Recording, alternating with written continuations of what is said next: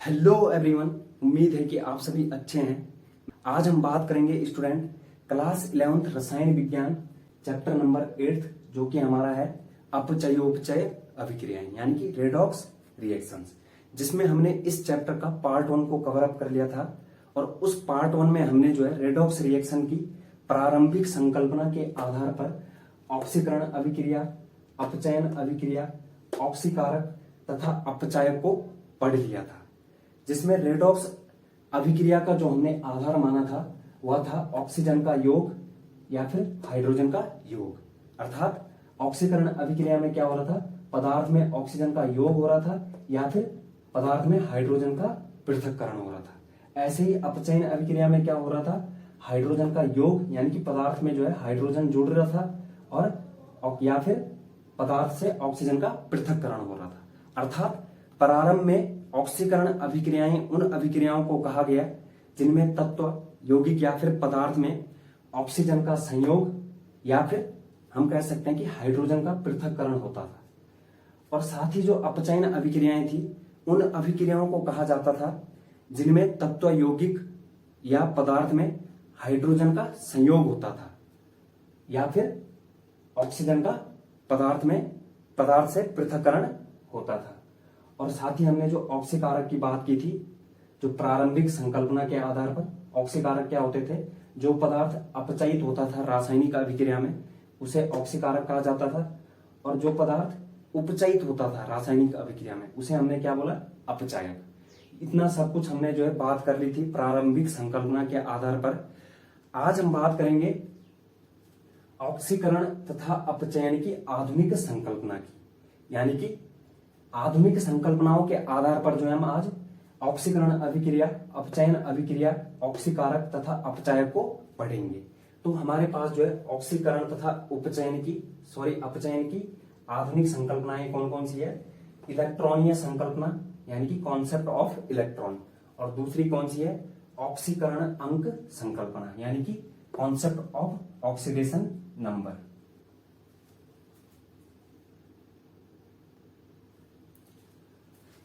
तो यहां पर हम सबसे पहले इलेक्ट्रॉनीय संकल्पना के आधार पर जो है ऑक्सीकरण अभिक्रिया, अपचयन अभिक्रिया, ऑक्सीकारक तथा अपचायक को पढ़ेंगे। यानी कि यहाँ पर जो आधार होगा वह इलेक्ट्रॉनों का त्याग और इलेक्ट्रॉनों को एक्सेप्ट करना होगा। यानी कि ऑक्सीकरण में जो है तत्व परमाणु आयन क्या होगा, इलेक्ट्रॉन का त्याग करेगा, और जो अपचयन अभिक्रिया होगी यहाँ पर उसमें तत्व परमाणु आयन क्या है, इलेक्ट्रॉन को ग्रहण करेगा। इसी प्रकार से जो दूसरी संकल्पना है ऑक्सीकरण अंक संकल्पना, कॉन्सेप्ट ऑफ ऑक्सीडेशन नंबर, तो इसमें जो है हम ऑक्सीकरण अंक संकल्पना के आधार पर जो है ऑक्सीकरण अभिक्रिया, अपचयन अभिक्रिया, ऑक्सीकारक तथा अपचायक को पढ़ेंगे। तो ऑक्सीकरण अंक संकल्पना का जो आधार होगा उसमें क्या होगा, ऑक्सीकरण अभिक्रिया में जो है तत्व परमाणु अणु या फिर आयन के जो ऑक्सीडेशन नंबर में है वह क्या होगा, वृद्धि होगी। यानी कि जब भी कोई रासायनिक अभिक्रिया होगी उसमें यदि तत्व परमाणु अणु या फिर आयन के ऑक्सीडेशन नंबर यानी कि ऑक्सीकरण अंक में वृद्धि हो रही है तो हम बोलेंगे कि वहां पर क्या हो रही है, ऑक्सीकरण अभिक्रिया। और यदि जब कोई रासायनिक अभिक्रिया हो रही है, यदि तत्व परमाणु अणु या फिर आयन के ऑक्सीडेशन नंबर यानी कि ऑक्सीकरण अंक में कमी हो रही होगी तो उसे बोला जाएगा अपचयन अभिक्रिया। तो इसी पर आधारित, इन्हीं दोनों संकल्पनाओं पर आधारित हम आज ऑक्सीकरण अभिक्रिया, अपचयन अभिक्रिया, ऑक्सीकारक तथा अपचायक को परिभाषित करेंगे और समझने की कोशिश करेंगे। तो चलिए स्टूडेंट, सबसे पहले बात करते हैं इलेक्ट्रॉनीय संकल्पना यानी कि कॉन्सेप्ट ऑफ इलेक्ट्रॉन की। तो चलिए स्टूडेंट, सबसे पहले हम इलेक्ट्रॉनीय संकल्पना के आधार पर ऑक्सीकरण अभिक्रिया को समझते हैं कि इसमें ऑक्सीकरण अभिक्रिया क्या होती है। तो इलेक्ट्रॉनीय संकल्पना के आधार पर ऑक्सीकरण अभिक्रिया क्या होती है, वह रासायनिक अभिक्रिया जिसमें कोई तत्व या फिर परमाणु कह लो या फिर आयन इलेक्ट्रॉनों का त्याग करता है, अर्थात इलेक्ट्रॉनों की संख्या में कमी होती है। जब किसी तत्व परमाणु आयन के इलेक्ट्रॉनों की संख्या में कमी होती है या फिर कोई तत्व परमाणु आयन जो है इलेक्ट्रॉनों का त्याग करता है तो उसे ऑक्सीकरण अभिक्रिया कहते हैं। और इलेक्ट्रॉनों के त्याग करने के कारण जो है इस अभिक्रिया को भी इलेक्ट्रॉनीकरण अभिक्रिया भी कहा जाता है। तो ऑक्सीकरण अभिक्रिया क्या होती है, जबकि तत्व परमाणु या फिर आयन क्या है, इलेक्ट्रॉनों का त्याग करता है, यानी कि इलेक्ट्रॉनों में कमी होती है। इसे क्या बोला जाता है, विइलेक्ट्रॉनीकरण भी।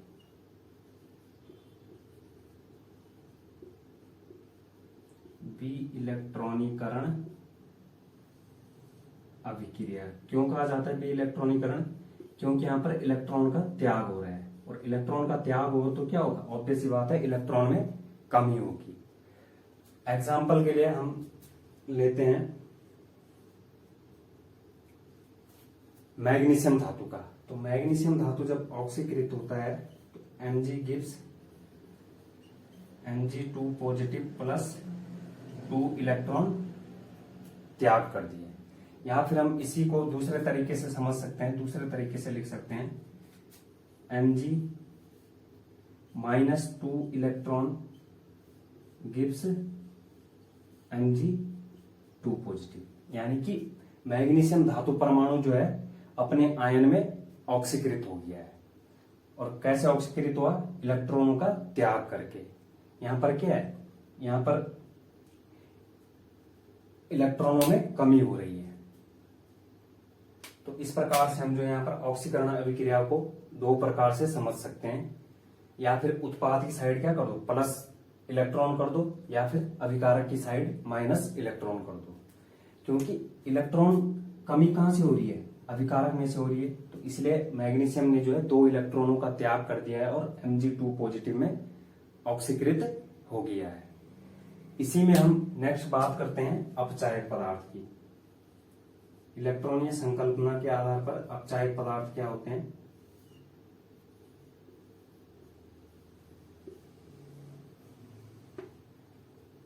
प्रारंभिक संकल्पना के आधार पर हमने देखा था कि अपचायक पदार्थ क्या होते हैं, वह पदार्थ जो उपचयित हो रहा था, यानी कि ऑक्सीडाइज जो पदार्थ हो रहा था।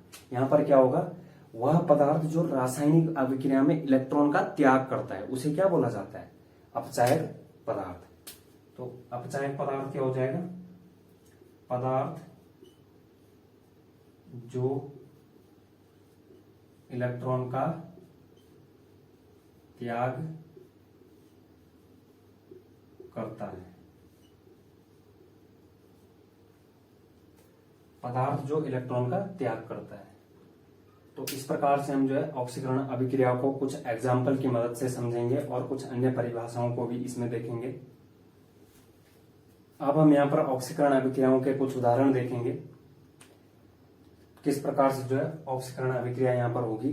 तो पहले देखते हैं जो हमने वहां पर एग्जाम्पल लिया था, हमने क्या लिया था, Mg gives Mg2 positive plus 2 electron, या फिर Na gives Na positive plus electron, या फिर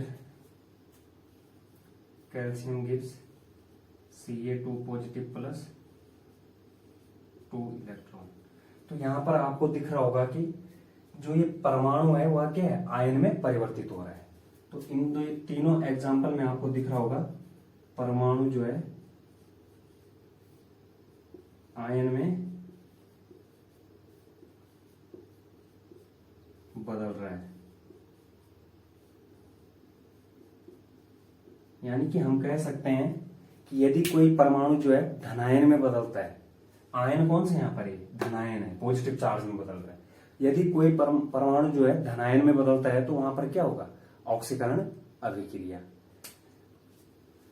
या फिर Fe2 positive gives Fe3 positive plus electron minus. तो यहां पर जो ये Fe2 पॉजिटिव है इसको बोला जाता है फेरस, यानी कि यदि दो ऑक्सीकरण है यहाँ पर इसको बोला जाएगा अस। और जो Fe3 है इसे बोला जाता है फेरिक आयन, यानी कि यहां पर क्या है, ये फेरस है, फेरस, और ये क्या हो गया, फेरिक आयन। तो हम कह सकते हैं कि अस आयन का इक आयन में बदलना भी क्या होता है? ऑक्सीकरण अभिक्रिया। अस आयन का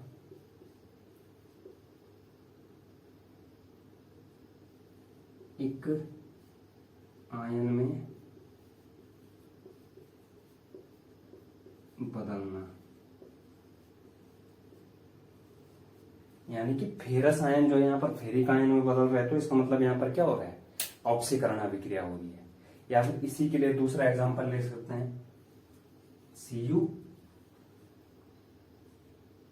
positive gives Cu2 positive plus electron. तो यहाँ पर जो क्यूप्रस आयन है वह क्यूप्रिक आयन में परिवर्तित हो रहा है। तो जब भी जो है अस आयन इक आयन में बदलता है तो वहां पर क्या होता है? ऑक्सीकरण। नेक्स्ट यहाँ पर कुछ अन्य उदाहरणों की बात करते हैं, जैसे कि Cl minus gives Cl2 plus, clear हो रहा है, Cl माइनस 2 इलेक्ट्रॉन माइनस यहाँ से 2 Cl माइनस।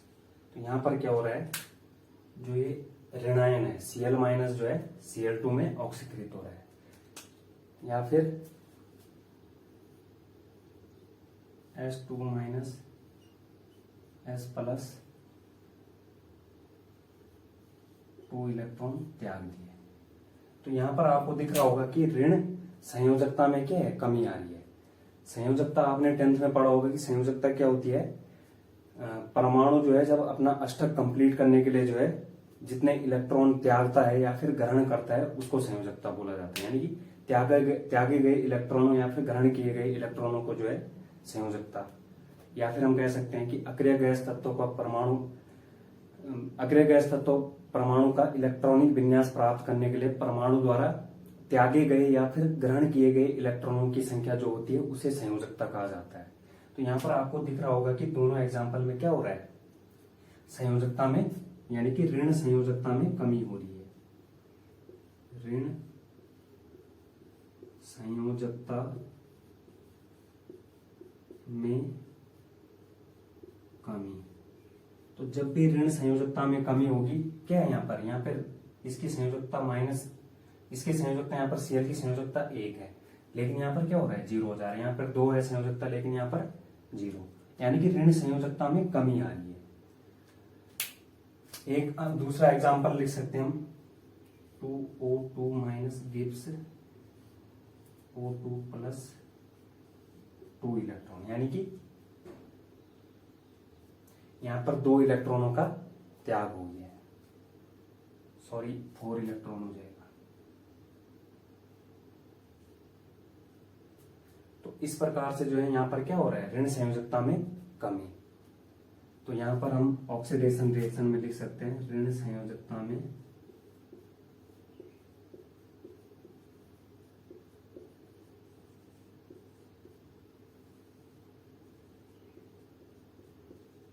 कमी।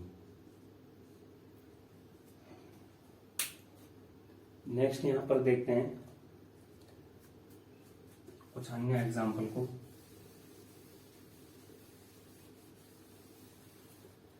जो कि हमारे हैं H2S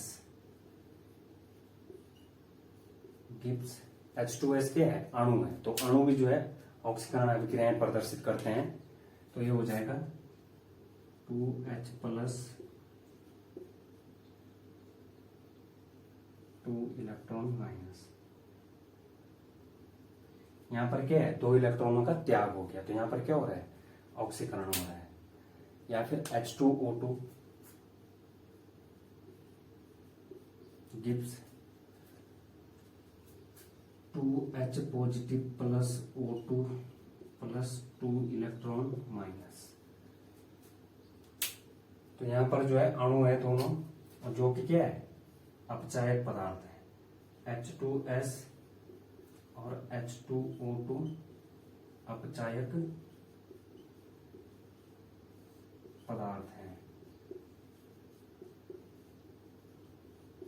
और ये क्या है? अणु। तो स्टूडेंट अभी तक हमने जितने भी यहाँ पर एग्जाम्पल लिए हैं उनमें आपने एक पॉइंट नोटिस किया है, आपने किया है कि नहीं किया है, लेकिन मैंने तो किया है। वह पॉइंट क्या है कि आपको दिख रहा होगा जितनी भी हमने यहाँ पर रिएक्शन लिए हैं उनमें क्या हो रहा है, किसी में धनावेश में वृद्धि हो रही है तो किसी में ऋणावेश में कमी हो रही है। यानी कि हम निष्कर्ष निकाल सकते हैं कि ऑक्सीकरण अभिक्रिया वह अभिक्रियाएं होती है जिनमें क्या है, धनावेश में वृद्धि और ऋणावेश में कमी हो रही हो, उसे क्या बोलते हैं, ऑक्सीकरण अभिक्रिया। तो हम यहाँ पर नोट कर सकते हैं धनावेश में वृद्धि या फिर ऋणावेश में कमी।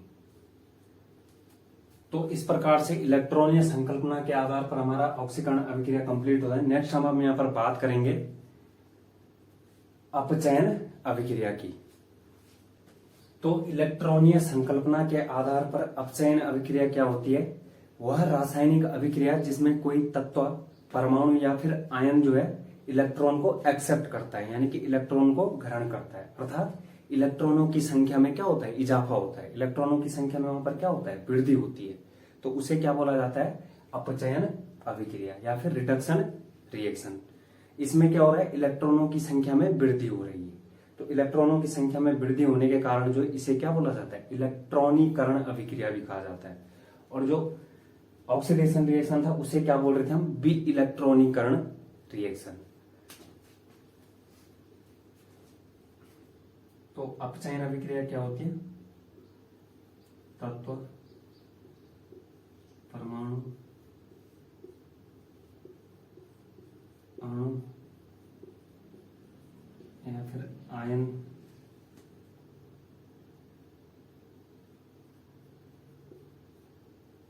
इलेक्ट्रॉन ग्रहण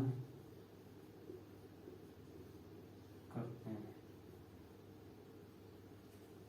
यानी कि इलेक्ट्रॉनों की संख्या में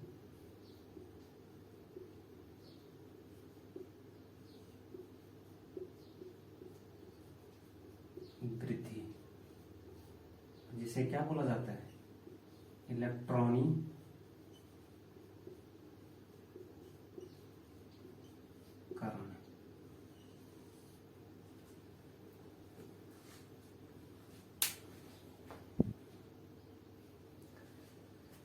तो यहां पर एग्जाम्पल देखते हैं अपचयन अभिक्रिया का। उदाहरण के लिए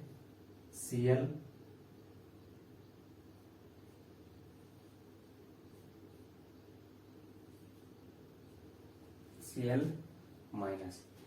यहां पर क्या हो रहा है, जो क्लोरीन परमाणु है वह एक इलेक्ट्रॉन ग्रहण करके क्या है, क्लोरीन ऋणायन में परिवर्तित हो जा रहा है। यानी कि क्लोरीन का यहां पर क्या हो रहा है, क्लोरीन ऋणायन में अपचयन या फिर अपचयित यहां पर हो रहा है। नेक्स्ट यहां पर बात करते हैं ऑक्सीकारक पदार्थ की। यहां पर अपचायक की बात कर ली थी। रासायनिक अभिक्रिया में वह पदार्थ जो इलेक्ट्रॉन का त्याग करता है उसे अपचायक पदार्थ कहते हैं। नेक्स्ट यहां पर हम बात करेंगे ऑक्सीकारक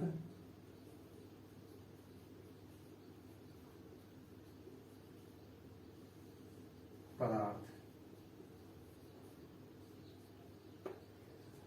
तो अपचयन अभिक्रिया के लिए जो क्रियाकारक होता है वह क्या होता है, ऑक्सीकारक पदार्थ। यानी कि रासायनिक अभिक्रिया में वह पदार्थ जो इलेक्ट्रॉन को ग्रहण करता है उसे क्या बोला जाता है, ऑक्सीकारक पदार्थ। जो पदार्थ इलेक्ट्रॉन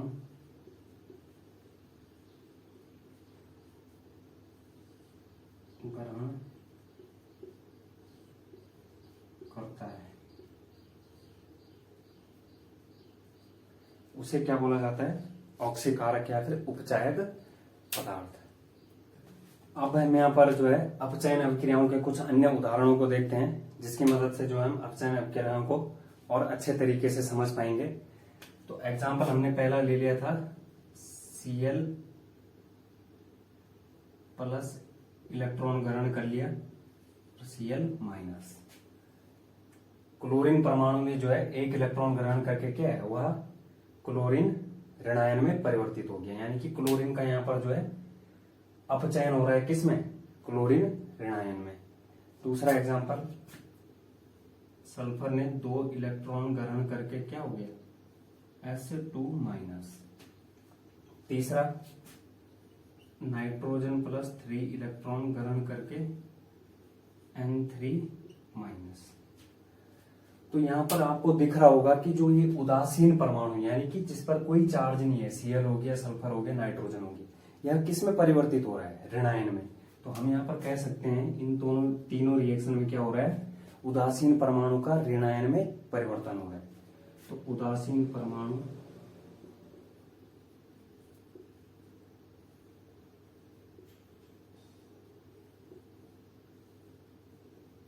किसमें हो रहा है परिवर्तित, ऋणायन में। तो जब भी जो है परमाणु ऋणायन में परिवर्तित होता है उसे बोला जाता है अपचयन अभिक्रिया। और जब क्या है, जब जो है परमाणु जो है धनायन में परिवर्तित होता है उसे बोला जाता है ऑक्सीडेशन। तो यहाँ पर क्या हो रहा है, उदासीन परमाणु जो है ऋणायन में परिवर्तित हो रहा है। अब अन्य एग्जाम्पल देखते हैं, Na प्लस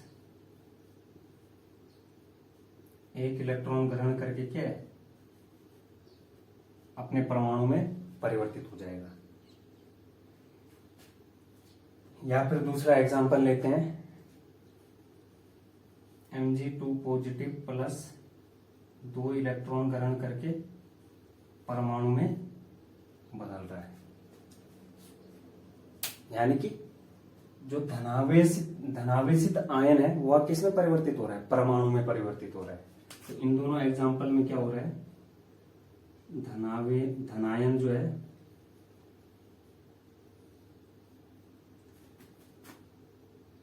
उदासीन परमाणु में परिवर्तित हो रहा है। अर्थात यदि कोई धनायन जो अपने परमाणु में परिवर्तित होता है, यानी कि अपने उदासीन परमाणु में परिवर्तित होता है, उसे वहां पर क्या बोला जाता है, अपचयन अभिक्रिया। नेक्स्ट यहां पर देखते हैं, Fe3 पॉजिटिव प्लस इलेक्ट्रॉन ग्रहण करके यह क्या है, Fe2 पॉजिटिव में कन्वर्ट हो गया। ऐसे ही दूसरा example, Cu2 positive plus electron ग्रहण करके Cu पॉजिटिव में, यानी कि यहां पर क्या हो रहा है, यहां पर जो है इक आयन जो है अस आयन में बदल रहा है।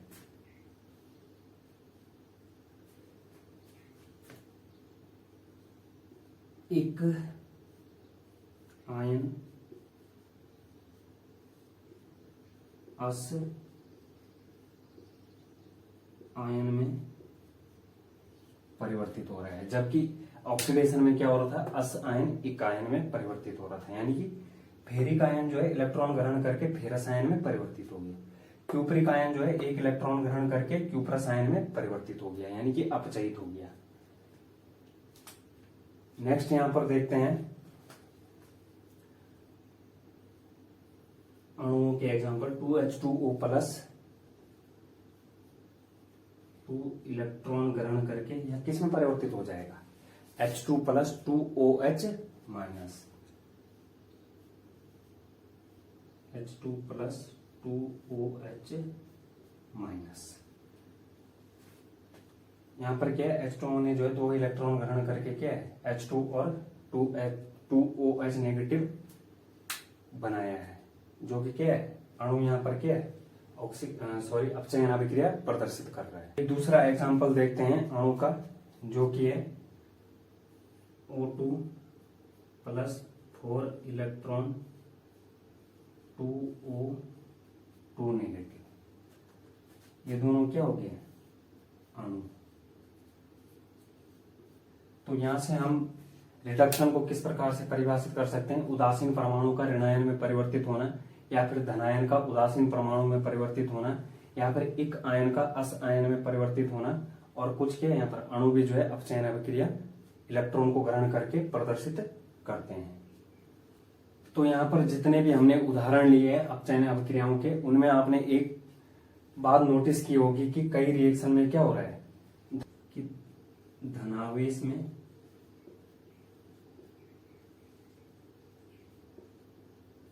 कमी या फिर ऋणावेश में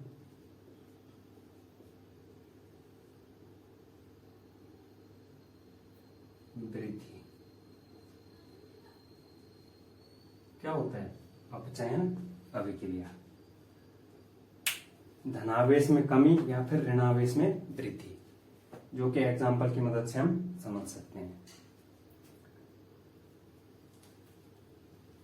ये तो अभी तक हमने बात की इलेक्ट्रॉनीय संकल्पना यानी कि कॉन्सेप्ट ऑफ इलेक्ट्रॉन के बेसिस पे ऑक्सीडेशन रिएक्शन, अपचायक पदार्थ, रिडक्शन रिएक्शन और उपचायक पदार्थ की। अब नेक्स्ट यहाँ पर हम दूसरी जो संकल्पना थी ऑक्सीकरण अंक संकल्पना, यानी कि कॉन्सेप्ट ऑफ ऑक्सीडेशन नंबर के बेस पे जो है ऑक्सीडेशन रिएक्शन, रिडक्शन रिएक्शन, अपचायक पदार्थ, उपचायक पदार्थ को देखेंगे। बात करते हैं ऑक्सीकरण अंक संकल्पना के आधार पर जो है रेडॉक्स रिएक्शंस की, यानी कि अपचयन तथा उपचयन अभिक्रियाओं की। तो अपचयन तथा उपचयन अभिक्रियाओं की बात करने से पहले हम पहले जान लेते हैं कि ऑक्सीकरण अंक क्या होता है, यानी कि ऑक्सीकरण अवस्था किसी परमाणु की क्या होती है।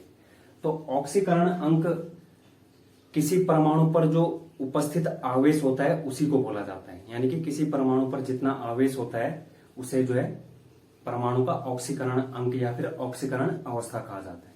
अर्थात किसी यौगिक या फिर अणु में उपस्थित परमाणु पर उपस्थित आवेश को जो है उस परमाणु का ऑक्सीकरण अंक या फिर ऑक्सीकरण अवस्था कहा जाता है। और जो यह आवेश होता है जो कि क्या है परमाणु पर उपस्थित होता है, वह आवेश जो है इलेक्ट्रॉनों के आदान प्रदान होने के कारण होता है, यानी कि इलेक्ट्रॉनों के स्थानांतरण के कारण जो है किसी परमाणु पर आवेश उत्पन्न होता है। तो ऑक्सीकरण अंक क्या है?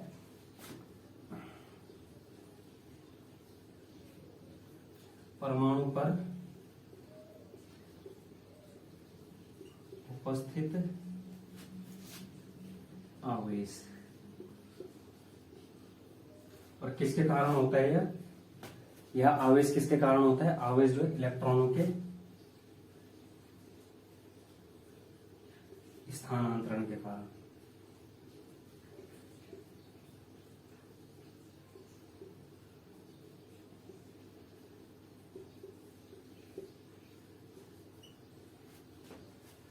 इसको एग्जांपल की मदद से समझते हैं।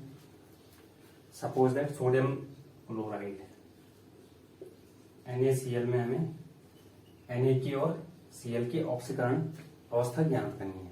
तो NaCl क्या होता है? Na positive plus Cl negative में Cl नेगेटिव आयन में उपस्थित होता है। तो यहां पर दिख रहा होगा कि Na पे कितना पॉजिटिव चार्ज है? एक पॉजिटिव चार्ज है। तो सोडियम का ऑक्सीकरण नंबर क्या हो जाएगा? Na का ऑक्सीडेशन नंबर हो जाएगा, क्या हो जाएगा? Na पॉजिटिव, कितना पॉजिटिव चार्ज है? प्लस 1। ऐसे Cl क्लोरीन का ऑक्सीडेशन नंबर हो जाएगा, Cl माइनस में है तो -1। ऐसे ही दूसरा एग्जांपल लेते हैं MgO का। तो MgO में क्या होता है? Mg2 positive plus O2 negative. तो Mg का यहाँ पर Mg का ऑक्सीडेशन नंबर क्या हो जाएगा? +2। +2 क्योंकि यहाँ पर क्या है? आवेश कितना है? 2 धनावेश, 2 इकाई आवेश यहाँ पर Mg के ऊपर है, तो इसलिए यहाँ पर Mg का ऑक्सीडेशन नंबर क्या हो जाएगा? +2। और ऑक्सीजन का ऑक्सीडेशन नंबर हो जाएगा -2।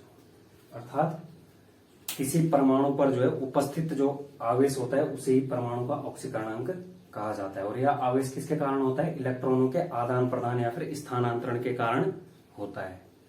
ऑक्सीकरण अंक के बाद हम यहाँ पर बात करते हैं ऑक्सीकरण अंक संकल्पना के आधार पर ऑक्सीकरण अभिक्रियाएं। तो ऑक्सीकरण अंक संकल्पना के आधार पर जो ऑक्सीकरण अभिक्रिया होती है उसमें क्या होता है, किसी तत्व, परमाणु, अणु या फिर आयन के ऑक्सीकरण अंक में क्या होती है, वृद्धि होती है। जब भी जो है अभिकारक से उत्पाद में जाने पर जो है ऑक्सीकरण अंक में वृद्धि होती है तो उस अभिक्रिया को बोला जाता है ऑक्सीकरण अभिक्रिया। और जो पदार्थ होता है जिसके ऑक्सीकरण अंक में वृद्धि होती है उस पदार्थ को बोला जाता है अपचायक पदार्थ। अर्थात जिस पदार्थ के ऑक्सीडेशन नंबर में वृद्धि होगी उसे बोला जाएगा अपचायक पदार्थ, जो कि क्या होगा, ऑक्सीकृत होता है। जो उपचयित पदार्थ होता है उसी को हम क्या बोलते हैं, अपचायक पदार्थ, यानी कि रिड्यूसिंग एजेंट। तो ऑक्सीकरण अभिक्रिया क्या होती है, यहां पर ऑक्सीकरण अंक संकल्पना के आधार पर ऑक्सीकरण अभिक्रिया वह रासायनिक अभिक्रिया होती है जिसमें किसी तत्व, परमाणु, अणु या फिर आयन के ऑक्सीकरण अंक में वृद्धि होती है, उसे क्या बोला जाता है, ऑक्सीकरण अभिक्रिया। और इस पदार्थ को जिस पदार्थ के अंक में क्या है, ऑक्सीकरण अंक में वृद्धि होती है उसे बोला जाता है अपचायक पदार्थ। तो ऑक्सीकरण क्या है यहाँ पर, तत्व, परमाणु, अणु या फिर आयन के ऑक्सीडेशन नंबर में वृद्धि होती है। कब होती है, जब भी कोई रासायनिक अभिक्रिया होती है।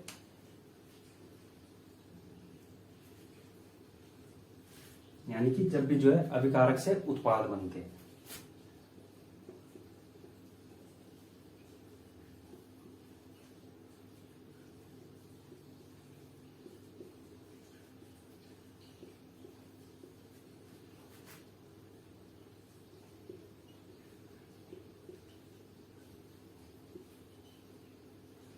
ऑक्सीकरण अंक या फिर ऑक्सीकरण अवस्था में वृद्धि होती है।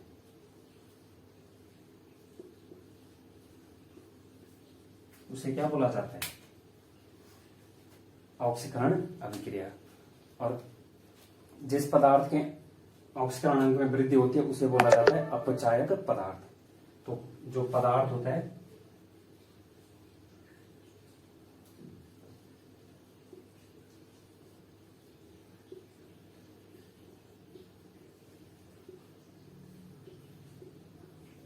जिसके ऑक्सीडेशन नंबर में वृद्धि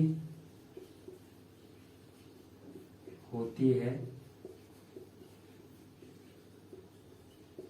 उसे क्या बोला जाता है, अपचायक, यानी कि रिड्यूसिंग एजेंट। इसको हम एग्जांपल देखते हैं। सपोज दैट हमारे पास क्या क्या एग्जांपल है यहाँ पर। पहला ले लेते हैं Zn2 पॉजिटिव। तो यहां पर क्या हो रहा है, Zn जो है जीरो ऑक्सीकरण अवस्था में है। जो Zn का ऑक्सीडेशन नंबर है वह है 0, लेकिन जो Zn2 पॉजिटिव का ऑक्सीकरण नंबर है वह है +2।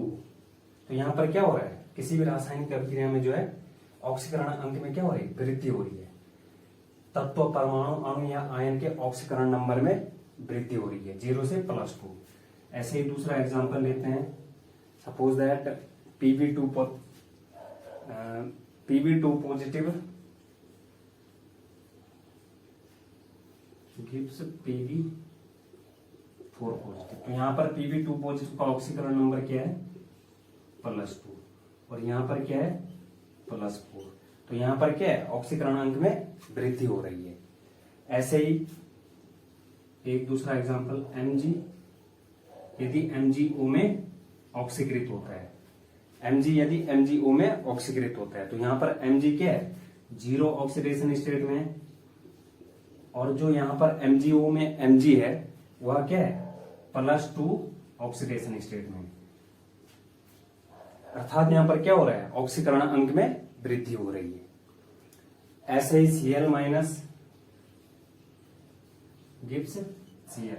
तो यहां पर क्या है, इस पर 0, यहां पर क्या है, -1 ऑक्सीकरण अवस्था है, यहां पर क्या है, 0। तो यहां -1 से बढ़ रही है किस ओर, 0 की ओर। अर्थात हम कह सकते हैं कि तत्व, परमाणु, अणु या फिर आयन के ऑक्सीडेशन नंबर में जब भी किसी रासायनिक अभिक्रिया में वृद्धि होती है तो उसे बोला जाता है ऑक्सीकरण अभिक्रिया। नेक्स्ट अब हम यहाँ पर बात करते हैं ऑक्सीकरण अंक संकल्पना के आधार पर अपचयन यानी कि रिडक्शन की। तो अपचयन में क्या होता है, किसी तत्व, परमाणु, अणु या फिर आयन के ऑक्सीकरण अंक में कमी होती है, यानी कि अभिकारक से उत्पाद में जाने पर क्या होगा, तत्व, परमाणु, अणु या फिर आयन के ऑक्सीकरण अंक में कमी होगी। अर्थात वह रासायनिक अभिक्रिया जिसमें किसी तत्व, परमाणु, अणु या फिर आयन के ऑक्सीकरण अंक में कमी होती है उसे क्या बोला जाता है, उसे बोला जाता है अपचयन अभिक्रिया। और जिस परमाणु के ऑक्सीकरण अंक में कमी होती है उसे बोला जाता है उपचायक यानी कि ऑक्सीकारक। तो अपचयन क्या हो गया,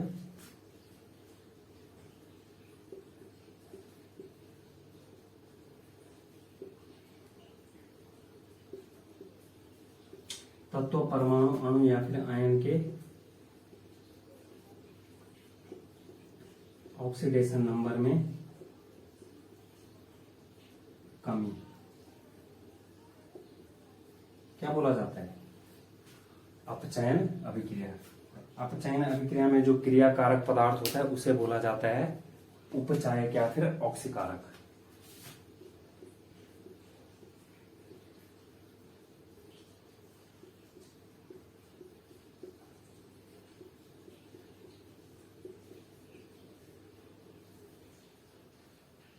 उपचायक या फिर ऑक्सीकारक, यानी कि उपचायक या फिर ऑक्सीकारक के ऑक्सीडेशन नंबर में यहां पर कमी होती है। यहां पर क्या होता है, पदार्थ का अपचयन यानी कि पदार्थ अपचयित होता है। नेक्स्ट यहां पर एग्जाम्पल देखते हैं। पहला एग्जाम्पल देखते हैं, Cl, यदि Cl माइनस में, तो यहाँ पर Cl के ऑक्सीकरण नंबर क्या है, 0 है, और यहाँ पर -1, यानी कि यहाँ पर क्या हो रहा है, माइनस में जा रहा है। अर्थात इस क्लोरीन परमाणु के ऑक्सीकरण अंक में कमी हो रही है। ऐसे ही यदि फेरिक आयन का जो है फेरस आयन में अपचयन हो रहा है, यानी कि फेरिक आयन फेरस आयन में अपचयित हो रहा है, तो क्या हो जाएगा, यहाँ पर ऑक्सीकरण नंबर है 3, यहाँ पर 2, तो यहाँ पर क्या हो रहा है, ऑक्सीकरण अंक में कमी हो रही है। या फिर ले लो Cu2 पॉजिटिव Cu में, तो यहाँ पर क्या है, +2 है और यहाँ पर ऑक्सीकरण नंबर 0 है, यानी कि कमी हो रही है ऑक्सीकरण नंबर में। तो इस प्रकार से हम यहाँ पर अपचयन अभिक्रिया को समझ सकते हैं ऑक्सीकरण अंक संकल्पना के आधार पर। नेक्स्ट अब हम यहाँ पर जो है ऑक्सीकरण अपचयन के आधुनिक संकल्पना के आधार पर जो है अपचयन तथा उपचयन को समराइज करते हैं। तो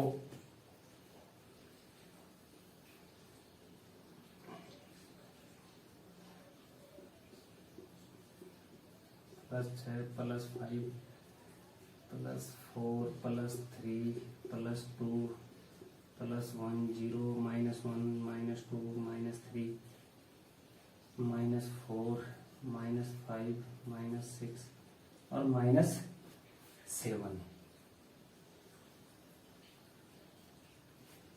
तो यहां पर क्या है, ये रिडक्शन,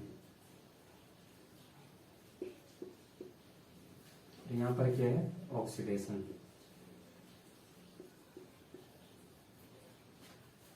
तो यानी ऑक्सीडेशन में क्या होता है, इलेक्ट्रॉन का त्याग, या फिर ऑक्सीकरण अंक में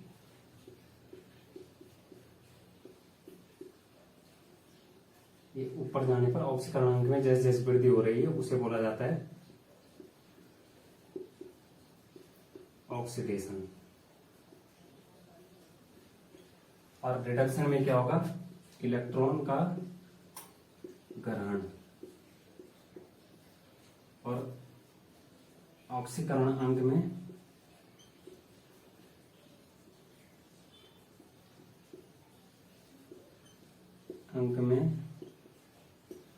कमी। क्या है, नीचे की ओर क्या है, रिडक्शन को शो कर रहा है, जब ऊपर जा रहे हैं तो ऑक्सीडेशन को प्रदर्शित कर रहा है।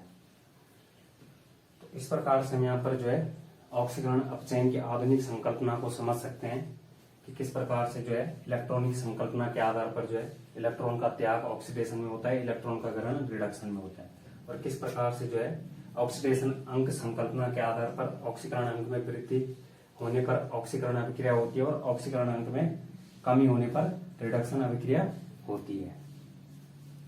नेक्स्ट यहाँ पर ऑक्सीकारक और अपचायक पदार्थों को समराइज करते हैं, जितना भी हमने इनके बारे में अभी तक पढ़ा है। तो ऑक्सीकारक पदार्थ क्या होते हैं, ऑक्सीडाइजिंग एजेंट। तो वह पदार्थ जो रासायनिक अभिक्रिया में क्या करते हैं, इलेक्ट्रॉन ग्रहण करते हैं, या फिर रासायनिक अभिक्रिया में वह परमाणु अणु या आयन जो इलेक्ट्रॉन ग्रहण करता है उसे क्या बोला जाता है, ऑक्सीकारक। जो दूसरे पदार्थ को क्या है, ऑक्सीकरण करते हैं और स्वयं क्या होते हैं, रिड्यूस हो जाते हैं, यानी कि जो दूसरे पदार्थ का ऑक्सीकरण तथा स्वयं अपचयित हो जाते हैं। तीसरा पॉइंट हमने पढ़ा जिसके ऑक्सीडेशन नंबर में कमी होती है। और चौथा, धन संयोजकता में कमी हो तो क्या होगा, वो ऑक्सीकारक पदार्थ, और यदि ऋण संयोजकता में वृद्धि हो तो ऑक्सीकारक पदार्थ होगा। एग्जाम्पल के लिए K2Cr2O7, पोटेशियम डाइक्रोमेट, या फिर कॉपर सल्फेट,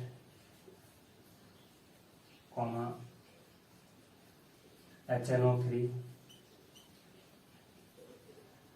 और हो गया आपका potassium permanganate KMnO4, Br2, Cl2, I2, H2O2, ये सब क्या है, ऑक्सीडाइजिंग एजेंट। नेक्स्ट यहां पर देखते हैं रिड्यूसिंग एजेंट। तो अपचायक पदार्थ क्या होते हैं, अपचायक पदार्थ वे पदार्थ होते हैं जो रासायनिक अभिक्रिया में इलेक्ट्रॉन का त्याग करे। दूसरा पॉइंट है वह पदार्थ जो स्वयं ऑक्सीकृत होकर दूसरे पदार्थ को अपचयित करता है। तीसरा पॉइंट है वह पदार्थ जिसके ऑक्सीकरण अंक में वृद्धि होती है। चौथा पॉइंट है जिसके धन संयोजकता में वृद्धि होती है। और पांचवा, यदि धन संयोजकता में वृद्धि हो रही है तो ऋण संयोजकता में जिसके कमी होती है उसे बोला जाता है रिड्यूसिंग एजेंट। एग्जाम्पल देखते हैं HNO2, HCl, HI, KI, C2OH का होल ट्वाइस, और हो गया FeSO4, SO2, या फिर और हो गया आपका H2S। ये सभी क्या है, रिड्यूसिंग एजेंट के एग्जाम्पल है। नेक्स्ट यहां पर बात करते हैं ऑक्सीकारक अपचायक पदार्थ की। ऑक्सीकारक अपचायक पदार्थ क्या होते हैं, वे पदार्थ जो ऑक्सीकारक तथा अपचायक दोनों की भांति कार्य करते हैं, यानी कि रासायनिक अभिक्रिया में वे पदार्थ जो ऑक्सीकारक तथा अपचायक दोनों के रूप में कार्य करते हैं, या फिर अपचायक तथा ऑक्सीकारक दोनों के गुणों को प्रदर्शित करते हैं, उन पदार्थों को क्या बोला जाता है, ऑक्सीकारक अपचायक पदार्थ। और इनके ऑक्सीकरण में जो है कमी या वृद्धि दोनों ही संभव है। एग्जाम्पल के लिए हो गया HNO2 हो गया, SO2 हो गया, H2SO3 हो गया, या फिर HClO हो गया। तो क्या होते हैं ऑक्सीकारक अपचायक पदार्थ, वे पदार्थ जो ऑक्सीकारक तथा अपचायक दोनों के रूप में कार्य करते हैं। एग्जाम्पल के लिए HNO2, या फिर और SO2, HClO, और लास्ट आपका H2SO3। ये सभी क्या है, ऑक्सीकारक अपचायक पदार्थ होते हैं। तो आज के लिए इतना ही। Thank you.